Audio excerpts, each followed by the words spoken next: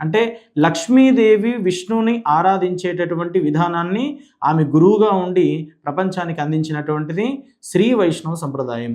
ఈ సంప్రదాయానికి మూల పురుషుడు పరమేశ్వరుడు.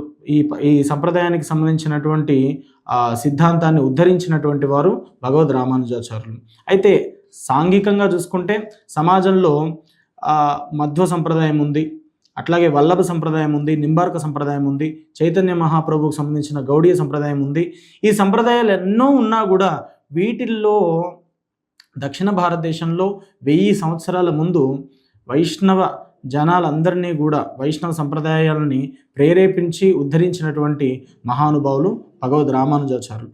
రామానుజాచార్యుల నామాన్ని తీసుకోకుండా ఏ వైష్ణవుడు కూడా తన ప్రవచనాన్ని కానీ తన ప్రసంగాన్ని కానీ ముగించలేరు. అయితే చరిత్రలో ఆయన చేసినటువంటి సంఘ సంస్కరణలు ఎవరు చేయలేరేమో అన్నట్టుగా అంత గొప్ప స్థాయిలో భగవద్ రామానుజాచార్యులు ఉన్నారు. రామానుజాచార్యులని మనం గౌరవించి రామానుజాచార్యులని ఆరాధించుకునేటటువంటి ఒక అతి ముఖ్యమైనటువంటి రోజు అదే భగవద్ రామానుజాచార్యుల యొక్క జన్మ నక్షత్రం. అది వైశాఖ మాసం శుక్లపక్షం పంచమి తిథి ఆరుద్ర నక్షత్రం రోజు ఈ స్వామివారిని మనం ఆరాధించుకోవాలి.